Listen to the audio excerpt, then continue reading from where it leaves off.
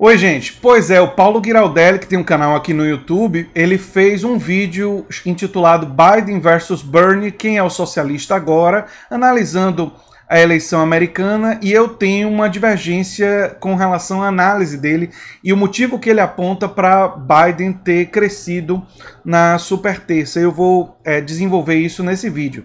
Vale a pena dizer também que Giraldelli já participou aqui no canal e nós conversamos inclusive sobre política americana, e eu demonstrei muita simpatia naquela conversa por Bernie Sanders e ele demonstrou mais simpatia por Barack Obama. Vocês podem ver essa conversa no canal, eu vou colocar o link.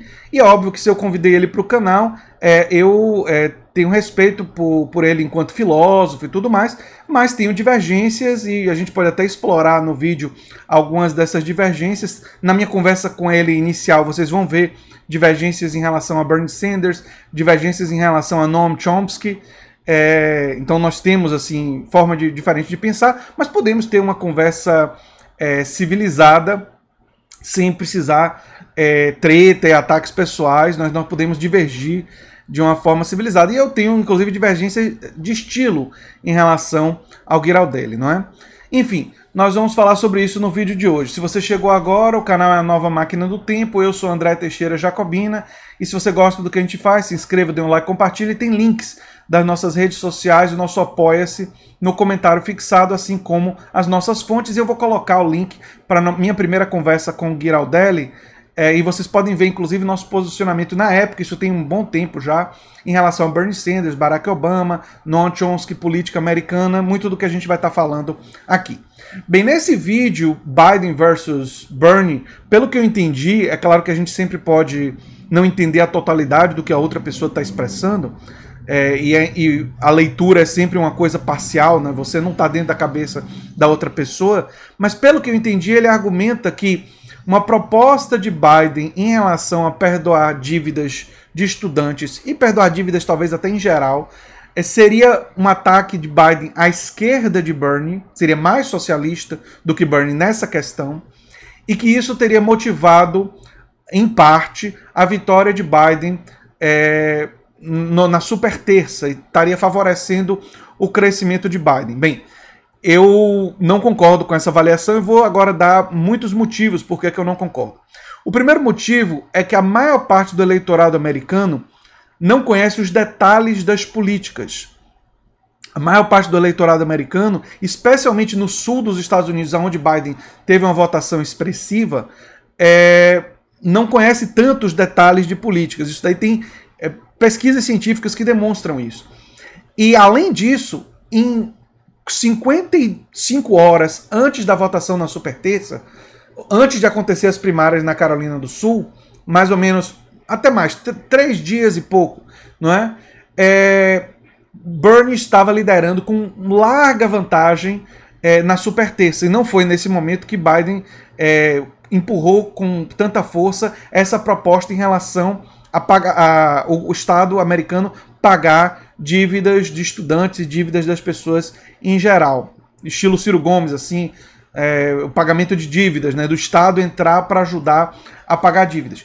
Na verdade, o que aconteceu, como eu digo no meu vídeo anterior, a traição da luta popular, o endosso de Jim Clyburn e a estratégia de Barack Obama nos bastidores foram os dois elementos fundamentais para modificar o posicionamento do voto afrodescendente, principalmente, e também a consolidação do voto moderado. E tem algumas coisas importantes para entender.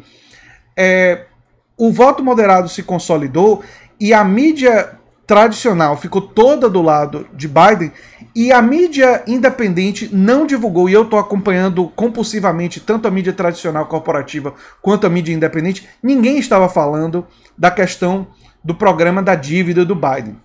Isso não significa que o Biden não possa atacar pela esquerda o Bernie em alguma questão. Ele atacou Bernie pela esquerda em uma questão, que é a questão das armas. Ou seja, ele falou que Bernie votou contra um projeto de lei que baniria determinadas armas, o que aliás é verdade. Bernie tem uma justificativa para isso, que o projeto de lei na verdade tinha outras previsões que ele achava que eram ruins, e por isso ele queria um projeto de lei melhor e tentou fazer emendas e tudo mais. E Bernie vem de um estado que tem muita caça, né? Tem muito caça com arma de fogo, o estado de Vermont. Falando de onde os políticos vêm e o que é que isso influencia a política deles, Joe Biden vem do estado de Delaware, um estado que tem muitas empresas de cartão de crédito. E ele, na verdade, representa muitos interesses das empresas de cartão de crédito. Então, o plano dele de pagar essas dívidas da população, na verdade, se transforma num grande... Pagar essa dívida sem criar uma estrutura para que as pessoas não se endividem mais, porque ele não está defendendo claramente que universidades públicas não tenham cobrança de mensalidade. Esse elemento não é central da plataforma do Joe Biden. Joe Biden não fala sobre isso e tudo mais. Significa que as pessoas vão continuar se endividando. E se o Estado vier em ajudar essas pessoas a pagar a dívida, isso é um cheque enorme para as empresas de cartão de crédito. E quem é a pessoa que as empresas de cartão de crédito mais financiam nos Estados Unidos? Isso não na corrida presidencial só. Em todos os Estados Unidos, um dos políticos mais financiados pelas empresas de cartão de crédito é Joe Biden. Joe Biden recebe há décadas em Delaware cheques bastante gordos das empresas de cartão de crédito. Então, ele dizer que ele vai ajudar as pessoas a pagar a dívida sem mudar a estrutura que cria a dívida e que cria as pessoas se ficarem escravas de empresas de cartão de crédito, é música para as empresas de cartão de crédito que financiaram a campanha de Joe Biden durante toda a sua vida. Então, eu não chamaria isso de uma política mais de esquerda, porque, para mim, a política mais de esquerda teria que atacar não só a dívida, atacar a dívida e refinanciar ela, como o Ciro defendeu, e aí eu concordo com o Giraldelli, a defesa do Ciro em relação a lidar com a dívida é uma defesa muito boa, mas significa não só atacar a dívida existente, mas tem que atacar a origem da dívida, tem que atacar como ela se forma. Ciro aqui no Brasil até falou mais sobre isso. Biden não vai falar sobre isso porque Biden tem rabo preso com as empresas de cartão de crédito. Biden foi financiado a vida dele toda pelas empresas de cartão de crédito. Então, imaginar que ele iria atacar as instituições financeiras, os grandes bancos, e quebrar os grandes bancos para poder de fato mudar a estrutura financeira dos Estados Unidos é algo que simplesmente não está na agenda do Biden e que não corresponde ao motivo pelo qual ele cresceu na superterça. Ele cresceu na superterça porque na Carolina do Sul, um dos políticos mais respeitados da história da Carolina do Sul, Jim Clyburn, resolveu apoiar Joe Biden por causa de ligações antigas e por causa de financiamento de campanha. Jim Clyburn tem uma ligação antiga com Joe Biden, também teria com Bernie, mas a equipe de Bernie não entrou em contato com Jim Clyburn e acabou priorizando, portanto, apoiar Joe Biden. E esse apoio, tem pesquisas já mostrando isso, 50% dos afrodescendentes que decidiram votar na semana, nas vésperas da Carolina do Sul, decidiram por causa do apoio de Jim Clyburn. Então ele foi decisivo. E a vitória na Carolina do Sul destruiu a candidatura de Bloomberg, que toda a candidatura do Bloomberg, que investiu já mais de 500 milhões de dólares na campanha presidencial, ela era pautada em cima da ausência de um candidato da centro-direita, do Partido Democrata, viável. Quando Biden ganhou a Carolina do Sul com 50% do voto, isso fez com que a candidatura de Bloomberg ficasse muito enfraquecida. E aí chegou na superterça, foi um desastre a candidatura de Bloomberg, não ganhou apenas a América Samoa, quer dizer, não ganhou mais nenhum outro estado, e a derrota de Bloomberg em todos os outros estados fez com que ele, pouco tempo depois, anunciasse que estava desistindo e iria apoiar Joe Biden. Então, reparem, todo o establishment democrata mais tradicional, mais de centro-direita do ponto de vista econômico, que inclui o Barack Obama, porque Barack Obama foi um arquiteto fundamental no apoio de... E aí isso é que explica o crescimento de Joe Biden. Joe Biden ganhou Minnesota. Quem é de Minnesota? Amy Klobuchar. Quem foi que articulou o apoio de Amy Klobuchar a Joe Biden? Barack Obama. Barack Obama ligou para Amy Klobuchar e convenceu ela a apoiar Joe Biden. O que foi que aconteceu em Minnesota? Biden estava em terceiro lugar. Amy e Bernie estavam empatados em primeiro. Biden estava num terceiro relativamente distante. Amy apoiou Biden, Biden pulou para primeiro lugar e ganhou Minnesota. E é óbvio que os eleitores de Amy, a maioria deles, e a maioria dos eleitores de Pete Buttigieg, aceitaram a ideia do endosso, ou seja, eles obedeceram, obedecer talvez seja uma palavra muito forte, mas eles seguiram a indicação dos candidatos que eles estavam apoiando. Então, a maior parte do apoio de Pete foi para Biden, a maior parte do apoio de Amy nas primárias foi para Biden, e Beto O'Rourke, que foi candidato ao Senado e perdeu por pouco para Ted Cruz no Texas, declarou apoio a Biden, e isso também ajudou Biden a ganhar no Texas. Então os fatores foram fatores do establishment e das lideranças políticas que na última hora resolveram apoiar. Vésperas antes da super terça, quando Biden não tinha esses apoios, todas as pesquisas apontavam que Bernie ganharia 8 a 9 e talvez até 10 estados na super terça. Depois desses apoios, Biden ganhou 10 e Bernie ganhou 4. E América Samoa, que nem é um estado, foi para Bloomberg. Então, eu não concordo com a avaliação de que foi um ataque pela esquerda na questão da dívida que teria movido. A única questão que o Biden ataca o Bernie pela esquerda é na questão das armas, que eu já citei. Ele, inclusive, disse que Beto O'Rourke, que é o mais radical de todos em relação a armas, vai cuidar dessa questão no eventual governo Joe Biden. Mas esse tipo de fala em relação à arma de fogo, como você precisa enfrentar o lobby do NRA, como existem questões de Estado institucionais muito grandes, na verdade é aquela velha tática identitária. No caso, está apelando para um segmento da população americana que vê a questão das armas de fogo como um dos problemas centrais dos Estados Unidos. É um problema grave? Mas é uma questão que é muito difícil por causa da segunda emenda e por causa de uma série de questões da formatação do Congresso americano e de estados americanos que são muito armamentistas, de você modificar.